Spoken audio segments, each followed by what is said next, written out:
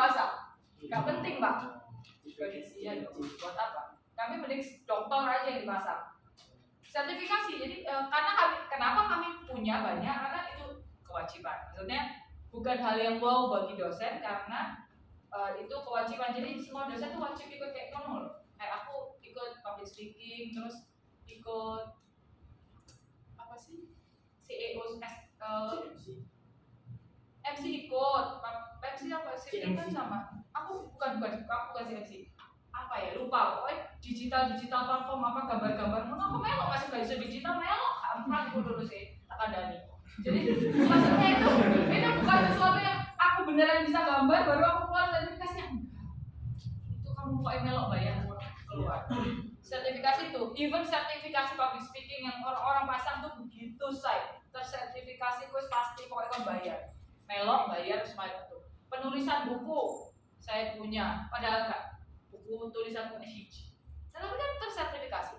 Itu kenapa kita nggak nulis? Karena gelar itu nggak penting. Tapi beda lagi untuk orang yang memang mencari nafkah mungkin sebagai public speaker, ya kan? Dia misalnya dia malah justru mungkin gelarnya diabaikan, justru itunya yang dipakai sertifikasi. Mungkin karena gelarnya misalnya sarjana pertanian misalnya. Nggak relate kan? Ya apa caranya supaya aku laku sebagai public speaker? Ya tak pasang. Ikuku mau. Sebagai apa? Branding bahwa I'm a speaker. Mereka menggunakan itu. Atau dia kemudian ada kan orang yang kuliahnya misalnya anggap kuliahnya hukum misalnya, tapi dia suka desain. Kemudian dia jadi desain grafis gitu. Dia ikut sertifikasi. Dia pasang itu hasil sertifikasinya. Supaya apa? Self branding, dia jadi desain. Orang gak akan trust loh pakai jasanya orang desain grafis pada orang sarjana hukum misalnya. Gak akan trust, makanya tidak dipakai. Jadi maksudnya bukan kami nggak pakai karena kami ngerasa gelar itu nggak penting dan remeh-temeh enggak, tapi karena relatable-nya enggak. Semua sama aja. Jadi ada yang perlu, ada yang nggak perlu. Nah, itu kenapa kita harus memilih kompetensi kita di mana, kita harus memilih branding kita di mana. Ojo KPKP di garap, kamu bukan palu gada. Oke? Ojo KPKP iso, nggak ada orang yang bisa mengerjakan semua masalah. Pasti ada kelemahan, pasti ada kekurangan. Nah, apa kompetensi Anda itu yang harus dicari sekarang. Oh, saya nggak punya kompetensi, nggak apa-apa, kalian masih kuliah. Wajar kalau nggak merasa tidak punya kompetensi atau masih mencari kompetensinya apa. Itu sangat wajar karena kompetensi itu kan learning by doing. Ada yang emang saya tersesat dalam passion. Kan misalnya kalian punya passion desain, tapi Anda sebenarnya tidak kompeten di bidang desain. Ada loh, banyak banget orang kayak gitu. Misalnya Anda passion di bidang fotografi, tapi sebenarnya kemampuan fotografi Anda itu di bawah rata-rata. Tapi Anda nggak tahu, karena teman Anda atau pacar Anda selalu bilang, fotomu bagus banget. Itu terjebak dalam passion. Karena kadang-kadang passion itu tidak linear dengan kemampuan. Nah, siapa tahu ternyata kemampuannya dia itu bukan desain, bukan fotografi, tapi justru buat narasi. Dan kan kita nggak tahu kompetensinya di mana. Tapi dia bilang, aku nggak passion ini di narasi. Tapi dia menyatakan dia nggak passion nulis karena apa? Karena belum mencoba. Karena nulis kan boring kan? Boring desain. Nggak, melihatnya aja udah males. Nah itu kalian jangan, aku tekankan jangan sampai terjebak dalam zona labeling diri pada hal tentang ini apa tadi, kompetensi, passion.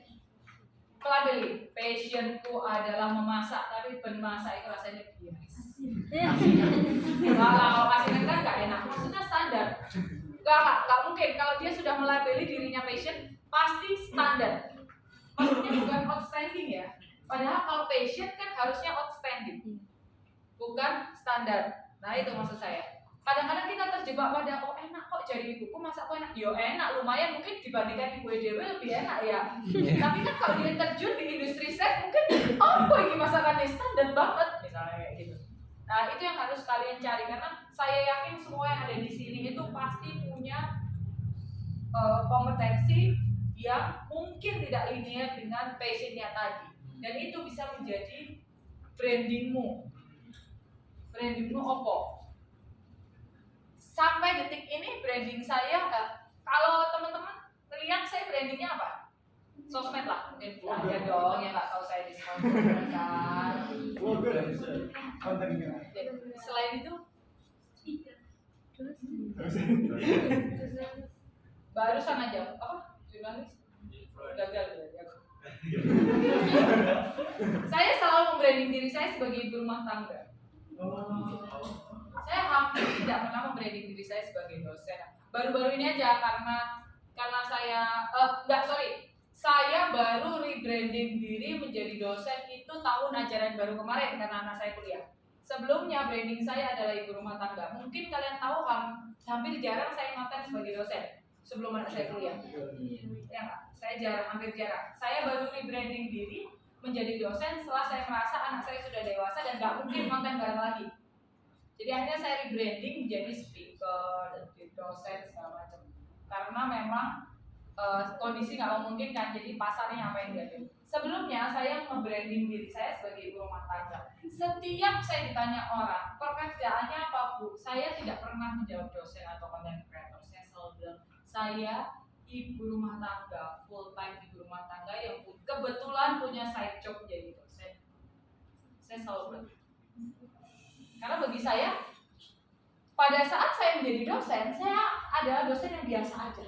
Kuliahnya enggak linear, ya. IPK semester 1 itu cuma 0, terus lulus juga biasa aja. Ya, semester 1 pun IPK aku cuma 0, 0. Jadi jangan khawatir ya guys kalau IPK-nya masih 1,